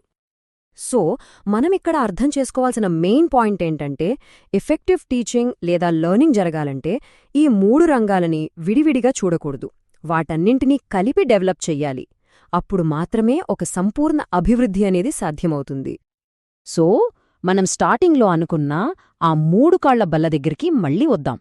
ఇప్పుడు మీకు క్లియర్గా అర్థమై ఉంటుంది. ఆలోచన అనేది ఒక కాలు, మన ఫీలింగ్స్ ఇంకో కాలు, మనం చేసే పని 3వ కాలు. ఈ 3 ఎప్పుడైతే కలిసి ఉంటాయో అప్పుడు మాత్రమే లెర్నింగ్ అనే ఆ బల్ల చాలా స్ట్రాంగ్గా, స్టేబుల్గా ఉంటుంది. దాన్నే మనం నిజమైన, సంపూర్ణమైన అభ్యసనమని అంటాం. ప్రశ్న 18. ప్రజలకు సేవ చేయాలనే ఉద్దేశంతో ప్రణవి వైద్య కోర్సును ఎంచుకుంది. కోర్సును కొనసాగిస్తున్నప్పుడు కొన్ని అనుభవాల కారణంగా తాను పాలనాధికారిగా మారితే ప్రజలకు మెరుగైన సేవ చేయగలనని గ్రహించి సివిల్ సర్వీసెస్కు సిద్ధం కావడం ప్రారంభించింది. ప్రేరేపిత ప్రవర్తన ఇలా ఉంటుందని ఇది తెలియజేస్తుంది. ఏ. అస్థిరంగా బి. అనున్మానంగా సి. నమ్యంగా డి. యాదృచ్ఛికంగా. సమాధానం సి. వివరణ. ఆమె గోల్ చాలా గొప్పది, కాని ఆమె ప్రయాణం మనం ఊహించని ఒక టర్న్ తీసుకుంటుంది. సో మన స్టోరీలో మెయిన్ క్యారెక్టర్ ప్రణవి. ఆమెకొకే ఒక్క బలమైన కోరిక ఉండేది. ప్రజలకి సేవ చెయ్యాలి, వాళ్ల జీవితాల్లో ఏదైనా ఒక మంచి మార్పు తీసుకురావాలి అని. ఇదే తన జీవిత లక్ష్యం. మరి తన లక్ష్యాన్ని ఎలా చేరుకోవాలి? ఆమెకొక దారి కనిపించింది. అదేంటంటే వైద్యం. ఒక డాక్టర్గా అయితే ప్రజలకు నేరుగా సేవ చెయ్యొచ్చు కదా అని నమ్మి మెడిసిన్ చదవడం మొదలుపెట్టింది. అయితే ఇక్కడే మన కథలో ఒక ట్విస్ట్ వస్తుంది. కోర్సు చదువుతున్న టైంలో ఆమెకు కొన్ని కొత్త అనుభవాలు ఎదురయ్యాయి. ఆ ఎక్స్పీరియన్సెస్ ఆమె ఆలోచించే విధానాన్నే మార్చేశాయి. అప్పుడే ఆమెకు ఒకటి క్లియర్గా అర్థమైంది. డాక్టర్గా తను కొంతమందికే సేవ చేయగలదు, కానీ ఒక సివిల్ సర్వెంట్ అయితే మొత్తం సమాజంపైనే ఒక పాజిటివ్ ఇంపాక్ట్ చూపించొచ్చు. ఇంకా ఎక్కువ మందికి, ఇంకా పెద్ద స్థాయిలో సేవ చేయగలనని గ్రహించింది. ఈ కొత్త క్లారిటీతో ఆమె ఒక పెద్ద నిర్ణయం తీసుకుంది. తన దారిని మార్చుకుంది. మెడిసిన్ నుండి తన ఫోకస్ని పూర్తిగా షిఫ్ట్ చేసి సివిల్ సర్వీసెస్ ఎగ్జామ్స్కి ప్రిపేర్ అవ్వడం మొదలుపెట్టింది. ఇక్కడే అసలు విషయం మొదలవుతోంది. ప్రణవి ఇలా తన దారిని మార్చుకోవడం దేనికి సంకేతం? ఆమె ప్రవర్తన వెనుక ఉన్న అసలు సైకలాజికల్ రీజన్ ఏంటి? సో మన ముందున్న ప్రశ్న ఇదే. ప్రణవి తన లక్ష్యాన్ని మార్చుకోవడంలో ప్రేరేపిత ప్రవర్తనకు సంబంధించిన ఏ లక్షణం కనిపిస్తుంది? సరే, ఇప్పుడు ఈ 4 ఆప్షన్స్ చూద్దాం. ప్రణవి ప్రవర్తనకు ఈ 4ంటిలో ఏది సరిగ్గా సెట్ అవుతుంది? ఆమెది అస్థిరత్వం అంటారా? లేక మొండి పట్టుదల అంటారా? లేదా యాదృచ్ఛికంగా తీసుకున్న నిర్ణయమా? లేకపోతే నమ్యత అంటారా? రైట్. ఇప్పుడు కరెక్ట్ ఆన్సర్ ఏంటో చూద్దాం. దాని వెనుకున్న అసలు లాజిక్ ఏంటో కూడా వివరంగా మాట్లాడుకుందాం. సరైన సమాధానం ఆప్షన్ సి, నమ్యత. అంటే ఫ్లెక్సిబిలిటీ. ప్రణవి ప్రవర్తన ప్రేరణలో ఉండే ఒక చాలా ముఖ్యమైన లక్షణాన్ని చూపిస్తోంది. అదే ఈ ఫ్లెక్సిబిలిటీ. అసలు ఇదే ఎందుకు కరెక్ట్ ఆన్సర్? చూడండి, నమ్యత అంటే నిలకడ లేకపోవడం కాదు, అదొక స్మార్ట్ అడ్జస్ట్మెంట్ అన్నమాట. మనకు ఎదురయ్యే కొత్త అనుభవాలను బట్టి, మారుతున్న పరిస్థితులకు తగ్గట్టుగా మన లక్ష్యాలను చేరుకోవడానికి బెస్ట్ దారి ఏదో వెతుక్కోవడమే నమ్యత. ఇది నిజానికి బలమైన ప్రేరణకు ఒక సంకేతం. ఈ ఒక్క వాక్యం మొత్తం విషయాన్ని చెప్పేస్తుంది. ప్రవర్తన అవసరాన్ని బట్టి మారుతుంది. ఇక్కడ గమనించాల్సిన విషయమేంటంటే, ప్రణవి అసలు లక్ష్యం అంటే ప్రజలకు సేవ చేయడం అది మారలేదు. కేవలం ఆ లక్ష్యాన్ని ఇంకా బాగా, ఇంకా సమర్థవంతంగా చేరుకోవడానికి దారి మాత్రమే మారింది. ఈ ఫ్లెక్సిబిలిటీని ఇంకా బాగా అర్థం చేసుకోవాలంటే మిగతా ఆప్షన్స్ ఎందుకు తప్పు అనే విషయం తెలుసుకోవటం కూడా చాలా ఇంపార్టెంట్. అప్పుడు మనకు ఫుల్ క్లారిటీ వస్తుంది. ఓకే, చూడండి, అస్థిరత ఎందుకు కాదు, ఎందుకంటే తన అసలు లక్ష్యం అంటే ప్రజలకు సేవ చేయడం అది మారలేదు, చాలా స్థిరంగా ఉంది. మరి అనమ్యత అంటే మొండిగా ఉండటం అస్సలు కాదు, ఎందుకంటే ఆమె మార్పును యాక్సెప్ట్ చేసింది. ఇక యాదృచ్ఛికం విషయానికొస్తే అది కాదు, ఎందుకంటే ఆమె డెసిషన్ వెనక ఒక లాజిక్, ఒక కారణముంది. అందుకే మిగిలిందేంటి? నమ్యత. ఇదే పర్ఫెక్ట్ ఆన్సర్ అన్నమాట. సరే, ఇదంతా బానే ఉంది, కానీ ఈ నమ్యత అనే కాన్సెప్ట్ గురించి తెలుసుకోవడం మనకు రియల్ లైఫ్లో ఎందుకంత ముఖ్యం? ఇది మన జీవితాలకి ఎలా ఉపయోగపడుతుంది? మనం గుర్తుంచుకోవాల్సిన అసలు విషయం ఇదే. నమ్యత అనేది బలహీనత కాదు, అది బలం. మన దారిని అడ్జస్ట్ చేసుకోవడమంటే ఓడిపోయినట్టు కాదు, తెలివిగా ఎదుగుతున్నట్టు లెక్క. నిజమైన ప్రేరణ అనేది ఒక రాయిలా గట్టిగా ఒకేచోటుండదు, అది ఒక నదిలా ప్రవహిస్తుంది. దారిలో వచ్చే అడ్డంకులను బట్టి తన దిశను మార్చుకుంటూ ముందుకెళ్తుంది. ప్రశ్న 19. ఒక ఉపాధ్యాయురాలు తన విద్యార్థులను శాబ్దిక స్మృతి గేమ్ వర్డ్ చైన్ ఆడిస్తుంది. ఇందులో ఆటగాళ్లు మునుపటి పదాలన్నింటినీ వరుసగా గుర్తు చేసుకుంటూ పెరుగుతున్న జాబితాకు కొత్త పదం జోడిస్తారు. వర్డ్ చైన్ గేమ్ ఉపయోగించే మెమరీ. ఏ. శాశ్వత స్మృతి. బి. స్వల్పకాలిక స్మృతి. సి. దీర్ఘకాలిక స్మృతి. డి. ఎపిసోడిక్ స్మృతి. సమాధానం సి. వివరణ. ప్రశ్న 20. జ్ఞాపకశక్తి విషయానికొస్తే వర్డ్ చైన్స్ అనే ఒక గేమ్ ఉంది గదా. ఉంది. మొదటి వ్యక్తి ఒక పదం చెబుతాడు, రెండో వ్యక్తి మొదటి పదాన్ని చెప్పి రెండో పదాన్ని జోడిస్తాడు. అలా వెళుతుంది. ఆ గేమ్లో బాగా ఆడాలంటే ఏ రకమైన జ్ఞాపకశక్తి కావాలి? ఇక్కడ చాలామంది పొరబడతారు. అది స్వల్పకాలిక స్మృతి అంటే షార్ట్ టర్మ్ మెమరీ అనుకుంటారు. కానీ ఆశ్చర్యంగా ఆ గేమ్ పూర్తిగా దీర్ఘకాలిక స్మృతి అంటే లాంగ్ టర్మ్ మెమరీపై ఆధారపడి ఉంటుంది. లాంగ్ టర్మ్ మెమరీనా? కొన్ని నిమిషాలే కదా గుర్తుంచుకోవాలి. అవును, కానీ ఆటలో 10-15 పదాలు దాటిన తర్వాత ఆ సమాచారాన్ని కేవలం తాత్కాలికంగా గుర్తుంచుకోవడం అసాధ్యం. దాన్ని మన మెదడు దీర్ఘకాలిక స్మృతిలోకి పంపి అవసరమైనప్పుడు మళ్లీ బయటకు తీయాలి. ఓకే. ఒక ఫోన్ నంబర్ను ఒక్కసారి వాడటానికి గుర్తుంచుకోవడానికి, మన ఇంటి అడ్రస్ను ఎప్పటికీ గుర్తుంచుకోవడానికి మధ్య ఉన్న తేడా లాంటిదే ఇది? ఖచ్చితంగా, మీరు చెప్పింది కరెక్ట్. ప్రశ్న 20. వాహనాలు ఎడమవైపు నడిచే దేశంలో నివసించిన కిట్టు, వాహనాలు కుడివైపు నడిచే దేశానికి వెళ్లి మరియు కొత్త నియమానికి మారడం కష్టమని భావించాడు. ఇది దీనికి ఉదాహరణ. ఏ. ప్రతికూల బదిలీ. బి. సానుకూల బదిలీ. సి. శూన్య బదిలీ. డి. పాక్షిక బదిలీ. సమాధానం ఈ. వివరణ. కొన్నిసార్లు ఈ దీర్ఘకాలిక స్మృతిలో ఉన్న పాత విషయాలే మనకు అడ్డంకిగా మారతాయి కదా. అవునవును. కొత్తవి నేర్చుకోవడానికి అడ్డుపడతాయి. మన దగ్గర కిట్ అనే వ్యక్తి కథ ఉంది. అతను జీవితాంతం లెఫ్ట్ సైడ్ డ్రైవింగ్ చేసే దేశంలో పెరిగాడు. ఆ తర్వాత రైట్ సైడ్ డ్రైవింగ్ చేసే దేశానికి వెళ్తే చాలా ఇబ్బంది పడ్డాడు. పాత అలవాటు కొత్త నియమానికి అడ్డు వస్తోంది. దీన్ని ఏమంటారు? దీన్ని ప్రతికూల బదలాయింపు అంటారండి. అంటే నెగటివ్ ట్రాన్స్ఫర్. ప్రతికూల బదలాయింపు. అవును. ఇక్కడ అసలు కిటుకేంటంటే కొత్త విషయాన్ని నేర్చుకోవడం కన్నా పాత బాగా నాటుకుపోయిన అలవాటును అణచివేయడానికే మెదడు ఎక్కువ కష్టపడుతుంది. అందుకే చెడు అలవాట్లు మానుకోవడం అంత కష్టమా? నిజమే. అది కేవలం సంకల్ప బలం విషయం కాదు, మన మెదల్లోని న్యూరల్ పాత్వేస్తో మనం చేసే ఒక పోరాటమది. కిట్ విషయంలో ఎడమవైపు నడపాలనే ఆలోచన అతని మెదల్లో ఒక సూపర్ హైవే లాంటిది. కుడివైపు నడపాలనే కొత్త నియమం ఇంకా మట్టి రోడ్డు లాంటిది. మెదడు సహజంగా సూపర్ హైవేనే ఎంచుకుంటుంది. మరి ఈ నెగటివ్ ట్రాన్స్ఫర్ని అధిగమించడానికి ఏమైనా మార్గాలున్నాయా? ఉన్నాయి. దీనికి వ్యతిరేకమైనది కూడా ఒకటుంది. దాన్ని అనుకూల బదలాయింపు అంటే పాజిటివ్ ట్రాన్స్ఫర్ అంటారు. అంటే ఒక నైపుణ్యం ఇంకోటి నేర్చుకోవడానికి సహాయపడటం. అవును. సైకిల్ తొక్కడం వస్తే బైక్ నడపడం తేలికవడం లాంటిది. కిట్ విషయంలో అతను కొత్త అలవాటును స్పృహతో పదే పదే ప్రాక్టీస్ చేయాలి. నెమ్మదిగా జాగ్రత్తగా నడపడం. కాలక్రమేణా ఆ మట్టి రోడ్డు కూడా సూపర్ హైవేగా మారుతుంది. ప్రశ్న 21. ప్రభావవంతమైన ఉపాధ్యాయులలో కనిపించేటువంటి సహజత్వం, లయ, సముచితత లాంటి సహజాతాలు బోధనను ఇలా సూచిస్తాయి. ఈ ఒక శాస్త్రంగా బి, ఒక కళగా సి, స్పష్టమైనదిగా డి, ప్రణాళికగా. సమాధానం బి. ప్రభావవంతమైన టీచర్లో కనిపించే సహజత్వం, లయ వంటి లక్షణాలు బోధనను ఒక కళగా సూచిస్తాయట. అందులో చాలా నిజముంది.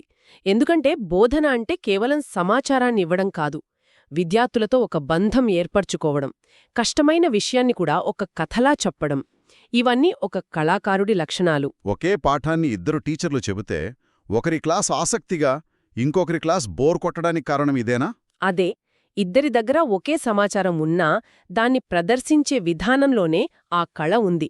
కానీ బోధనను పూర్తిగా కళ అని చెప్పేస్తే మరి టీచర్లకు ట్రైనింగ్ ఎలా ఇస్తాం? ప్రతి ఒక్కరూ పుట్టుకతోనే కళాకారులో కాలేరు కదా. ఇది చాలా ముఖ్యమైన ప్రశ్న. బోధన అనేది శాస్త్రం, కళ రెండింటి మిశ్రమం. పునాది శాస్త్రమైతే దానిపై కట్టే భవనం కళ. అయితే ఒక కళాకారుడు తన కళను మెరుగుపరుచుకున్నట్లే టీచర్ కూడా తన బోధనను మెరుగుపరుచుకోవచ్చు. దానికి అత్యంత కీలకమైన అంశం స్వయ అవగాహన, సెల్ఫ్ అవేర్నెస్.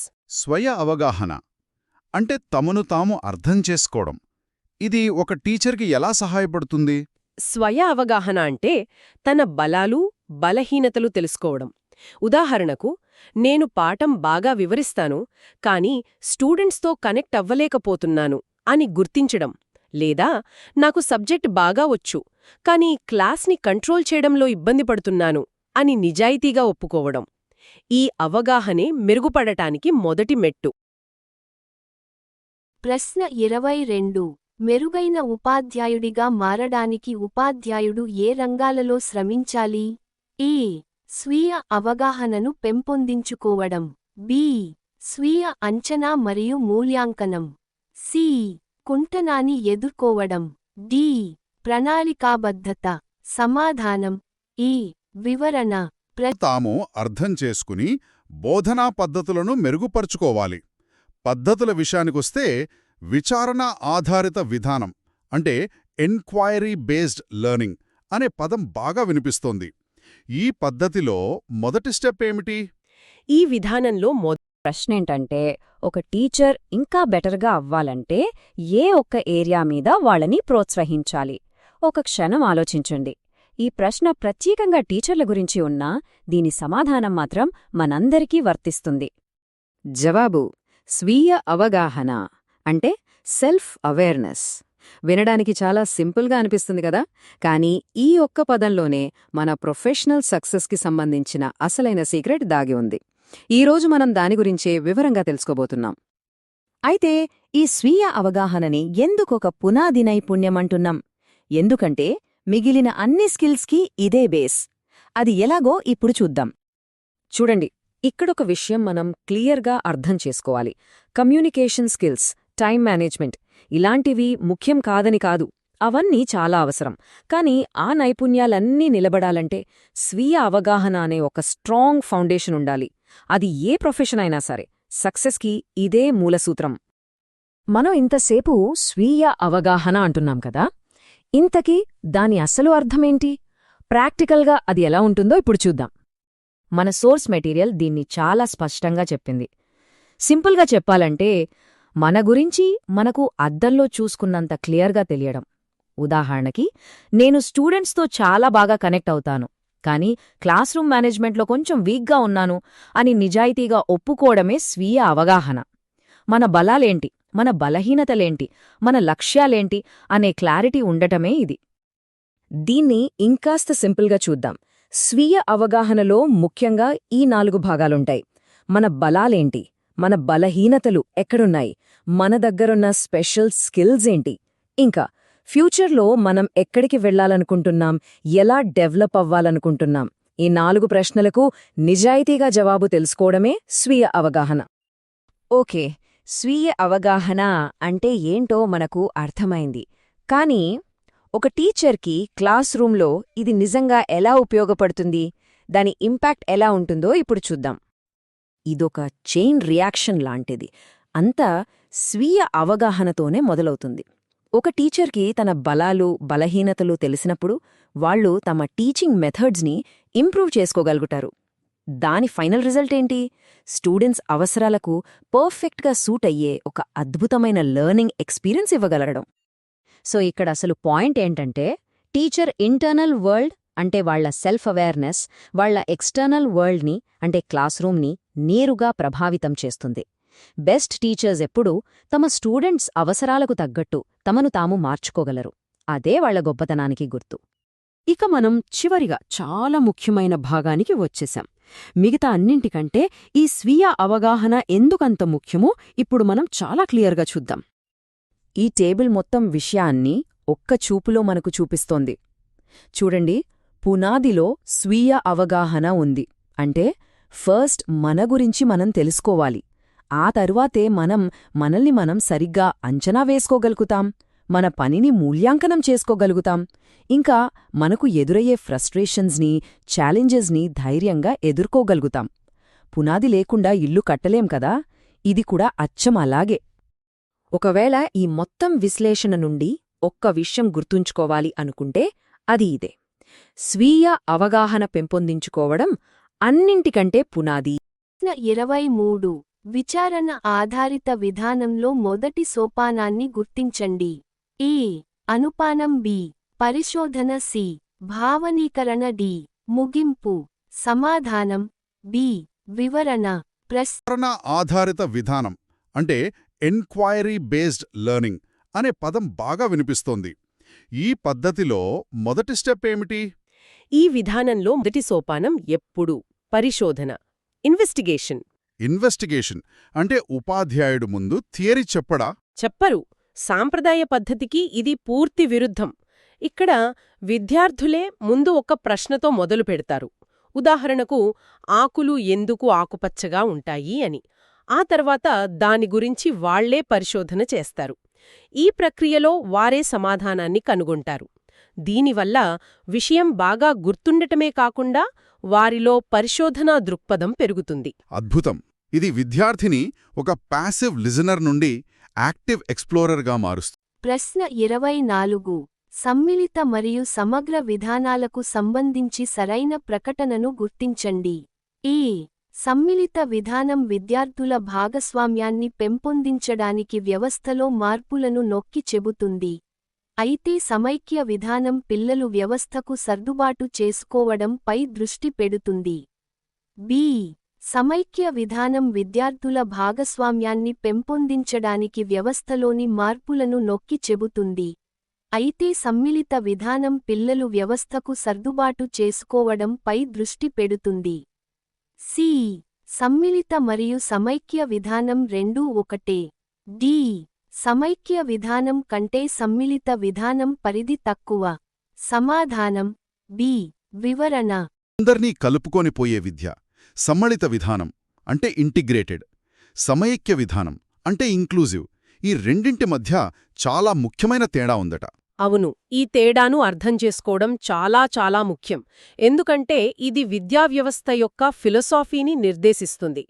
సమ్మళిత విధానం అంటే ఇంటిగ్రేటెడ్లో విద్యార్థి ప్రస్తుతమున్న సిస్టంకు సర్దుకుపోవాలి. అంటే సిస్టం అలాగే ఉంటుంది, విద్యార్థి అందులో ఇమడటానికి ప్రయత్నించాలి. భారం విద్యార్థిపై ఉంటుంది. ఓకే, మరి సమైక్య విధానం? సమైక్య విధానం అంటే ఇంక్లూజివ్లో విద్యార్థి కోసం విద్యా వ్యవస్థే మారుతోంది.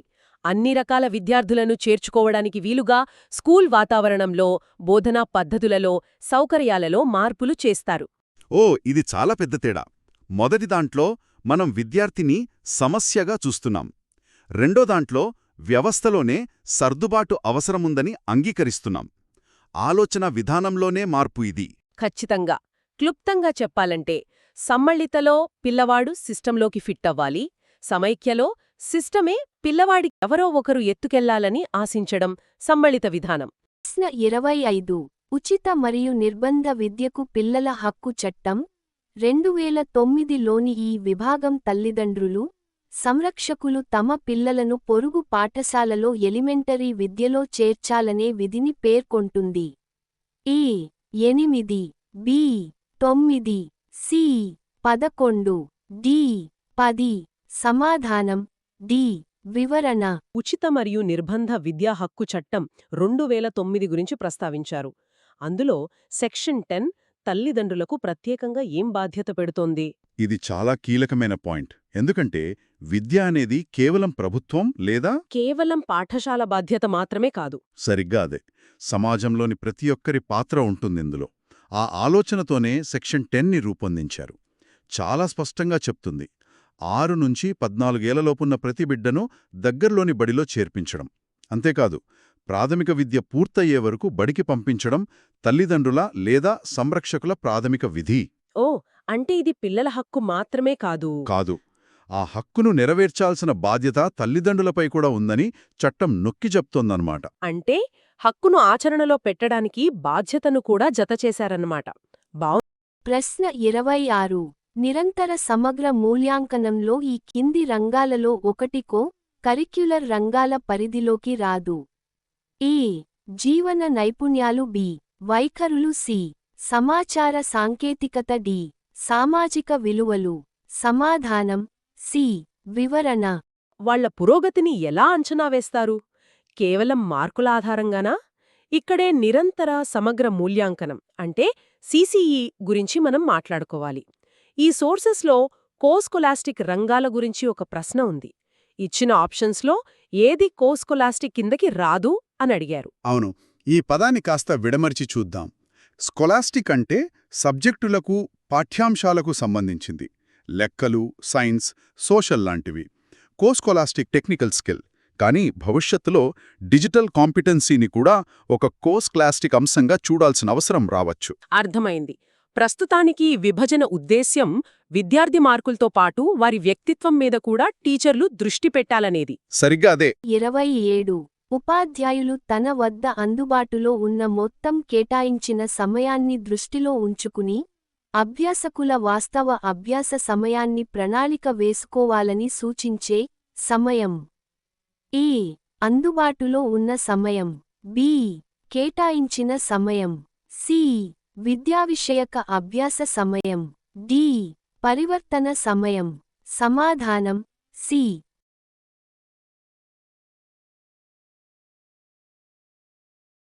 ప్రశ్న 29. తన విద్యార్థుల భావాల పట్ల సున్నితంగా ఉండే ఉపాధ్యాయురాలి నాయకత్వ శైలి. ఏ. జోక్యరహిత. బి. అధికారపూర్వక. సి. నిరంకుశ. డి. ప్రజాస్వామ్య. సమాధానం డి. వివరణ. తరగతి గదిలో టీచర్ దగ్గరున్న 2 ముఖ్యమైన వనరులు సమయం మరియు వారి నాయకత్వం. ముందు సమయం గురించి చూద్దాం. ఈ మెటీరియల్లో సమయ నిర్వహణ గురించి ఒక ప్రశ్న ఉంది. విద్యార్థులు నిజంగా నేర్చుకునే సమయాన్ని ఎలా ప్లాన్ చేసుకోవాలి అని అడిగారు. ఆ సమయాన్ని ఏమంటారు? ఇది టీచర్లకు చాలా ప్రాక్టికల్ విషయం. తరగతి గదిలో సమయం బంగారం కంటే విలువైంది. సోర్సెస్లో 4 రకాల సమయాలను చెప్పారు. మొదటిది అందుబాటులో ఉన్న సమయం, అంటే మొత్తం స్కూల్ టైం. రెండవది కేటాయించిన సమయం, అంటే ఒక పీరియడ్కి కేటాయించిన 45 నిమిషాలు. మూడవది పరివర్తన సమయం, అంటే ఒక పని నుంచి ఇంకో పనికి మారడానికి పట్టే సమయం. ఉదాహరణకు హాజరు తీసుకోవడం, బోర్డు తుడవడం, పిల్లల్ని నిశ్శబ్దంగా ఉంచడానికి పట్టే సమయం, ఇవన్నీ. అవును, ఇదంతా కేటాయించిన 45 నిమిషాల్లోనే పోతోంది. తగ్గాలంటే క్లాస్ రూమ్ మేనేజ్మెంట్ బాగుండాలి. ఇది టీచర్ నాయకత్వ శైలిపై ఆధారపడుంటుంది కదా? ఖచ్చితంగా. రెండిటికీ ప్రత్యక్ష సంబంధముంది. అంటే ఒక మంచి నాయకత్వ శైలి ఈ విద్యా విషయక అభ్యసన సమయాన్ని పెంచుతుందా? పెంచుతుంది. విద్యార్థుల భావాలను గౌరవిస్తూ వాళ్ల అభిప్రాయాలకు విలువిచ్చే నాయకత్వ శైలిని ప్రజాస్వామ్య నాయకత్వ శైలి అంటారు. ఈ విధానంలో టీచర్ ఒక నియంతలా కాకుండా ఒక మార్గదర్శిగా ఉంటారు. అంటే నిర్ణయాలు తీసుకునేటప్పుడు విద్యార్థులను కూడా భాగస్వాములను చేస్తారు? అవును. నేను ఒకసారి ఒక క్లాస్ రూమ్ని గమనించాను. అక్కడ టీచర్ సంవత్సరం మొదట్లోనే క్లాస్ రూల్స్ని తాను పెట్టకుండా పిల్లలతో కలిసే తయారు చేశారు. అది నా క్లాస్ రూమ్ కాదు, మన క్లాస్ రూమ్ అనే భావన కలిగించారు. దానివల్ల పిల్లల్లో బాధ్యత పెరిగింది, గొడవలు, అల్లరి చాలా వరకు తగ్గాయి. అంటే ఆ టీచర్ పరివర్తన సమయాన్ని క్రమశిక్షణ కోసం వృధా చేయాల్సిన అవసరం రాలేదన్నమాట. దాంతో ఆటోమేటిక్గా ఏఎల్టీ పెరిగింది. ఎగ్జాక్ట్లీ అదే పాయింట్. నిరంకుశ శైలిలో టీచర్ భయంతో కంట్రోల్ చేస్తారు, కానీ టీచర్ చూడనప్పుడు అల్లరి మొదలవుతుంది. అక్కడ చాలా సమయం గొడవలు సర్దడానికే పోతుంది. కాని ప్రజాస్వామ్య శైలిలో గౌరవం, బాధ్యత ఉంటాయి. అవును, సహకారం పెరుగుతుంది. ఇది కేవలం మంచి శైలి మాత్రమే కాదు, చాలా సమర్థవంతమైన శైలి. 28 కింది వారిలో ఒకరు తన కిండర్ గార్టెన్ ఆట ఆధారిత పాఠ్య ప్రణాళికను రూపొందించడం ద్వారా ఆటను అభ్యాస మాధ్యమంగా సమర్థించారు. A. Rousseau B. Montessori C. Pestalozzi D. Froebel. సమాధానం డి. వివరణ. పద్ధతి మనందరికీ తెలుసు. అయితే ఈ కిండర్గార్డెన్లో ఆటను ఒక అభ్యసన మాధ్యమంగా మార్చిన ఘనత ఎవరిది అని ఒక ప్రశ్న ఉంది. ఆ ఘనత పెస్టలాజీకి చెందుతుంది. ఆయనే కిండర్గార్టెన్ వ్యవస్థాపకుడు. పిల్లలు ఆటల ద్వారానే చాలా సహజంగా, సంతోషంగా నేర్చుకుంటారని ఆయన బలంగా నమ్మారు. ప్రపంచాన్ని అన్వేషించడానికి, సమస్యలను పరిష్కరించుకోవడానికి, ఇతరులతో కలిసి పనిచేయడం నేర్చుకోవడానికి ఆట ఒక అద్భుతమైన సాధనమని ఆయన వాదించారు. అంటే ఇప్పుడు మనం ఆడుతూ పాడుతూ నేర్చుకోవడం అంటున్నాం కదా, దానికి బీజం వేసింది ఆయనే అన్నమాట. ఇది వినడానికి చాలా సింపుల్గా అనిపించినా అప్పట్లో అదొక విప్లవాత్మకమైన ఆలోచన అయ్యుంటుంది. నిజమే. చదువంటే సీరియస్గా పుస్తకాలతో కుస్తీ పట్టడమే అనుకునే రోజుల్లో ఆడుకోవడం కూడా చదివే అని చెప్పడం చాలా ధైర్యంతో కూడుకున్న విషయం. రూసో, మాంటిసోరీ లాంటి వాళ్లు కూడా ఉన్నారు కదా. అవును, వాళ్లు కూడా పిల్లల విద్య గురించి గొప్ప ఆలోచనలు చేశారు. రూసో ప్రకృతికి దగ్గరగా విద్య ఉండాలన్నారు. మాంటిసోరీ ఇంద్రియాల ద్వారా నేర్చుకోవడానికి ప్రత్యేక పరికరాలు రూపొందించారు. కానీ కిండర్గార్టెన్ అనే కాన్సెప్టును, అందులో ఆటను ఒక పద్ధతిగా, ఒక పాఠ్య ప్రణాళికగా మార్చిన ఘనత మాత్రం పెస్టలోజీకే దక్కుతుంది. ప్రశ్న 30. బ్రూనర్ యొక్క యాక్టివ్ ప్రాతినిధ్య విధానం పియాజెట్ యొక్క ఈ దశను పోలి ఉంటుంది. ఏ. మూర్త ప్రచాలక బి. పూర్వ ప్రచాలక సి. ఇంద్రియ చాలక డి. అమూర్త ప్రచాలక. సమాధానం సి. వివరణ. బ్రూనర్, పియాజే సిద్ధాంతాల మధ్య పోలికకు సంబంధించింది. బ్రూనర్ చెప్పిన క్రియాత్మక ప్రాతినిధ్య విధానం పియాజే చెప్పిన ఏ దశను పోలి ఉంటుంది? ఇది కాగ్నిటివ్ డెవలప్మెంట్కు సంబంధించిన చాలా ముఖ్యమైన పోలిక. ముందుగా ఈ రెండు కాన్సెప్ట్లను సింపుల్గా అర్థం చేసుకుందాం. బ్రూనర్ ప్రకారం మనం జ్ఞానాన్ని 3 విధాలుగా మన మెదడులో దాచుకుంటాం. మొదటిది క్రియాత్మక ప్రాతినిధ్యం, అంటే ఒక పనిని చేయడం ద్వారా నేర్చుకోవడం. ఉదాహరణకు సైకిల్ తొక్కడం. దాన్ని మనం మాటల్లో వివరించలేం, చేసి చూపిస్తాం. రైట్. రెండవది చిత్రాత్మక ప్రాతినిధ్యం, అంటే బొమ్మలు, చిత్రాల రూపంలో గుర్తుపెట్టుకోవడం. మూడవది సాంకేతిక ప్రాతినిధ్యం, అంటే భాష, అక్షరాలు, అంకెల రూపంలో నేర్చుకోవడం. సరే, ఇది బ్రూనర్ చెప్పింది. మరి పియాజే సిద్ధాంతంలోని ఏ దశ దీనికి కనెక్ట్ అవుతుంది? వికాసంలో 4 దశలుంటాయని చెప్పారు. అందులో మొదటిది ఇంద్రియ చాలక దశ. Sensory motor stage. అవును, ఇది పుట్టినప్పట్నుంచి 2 ఏళ్ల వరకు ఉంటుంది. ఈ దశలో పిల్లలు ప్రపంచాన్ని ఎలా అర్థం చేసుకుంటారు? వాళ్ల ఇంద్రియాల ద్వారా, వాళ్ల శారీరక చర్యల ద్వారా.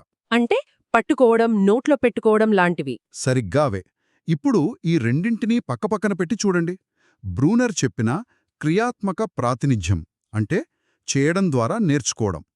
పియాజే చెప్పిన ఇంద్రియ చాలక దశలో పిల్లలు చేసేది కూడా అదే. రెండింటిలోనూ కామన్ పాయింట్ ఏంటంటే భౌతిక చర్యల ద్వారా, అనుభవం ద్వారా నేర్చుకోవడం. అందుకే ఈ రెండూ ఒకదాని ఒకటి పోలి ఉంటాయి. అద్భుతంగా కనెక్ట్ చేశారు. అంటే సిద్ధాంతకర్తలు వేరైనా వాళ్లు గమనించిన మానవ వికాసంలోని ప్రాథమిక సూత్రం ఒకటే.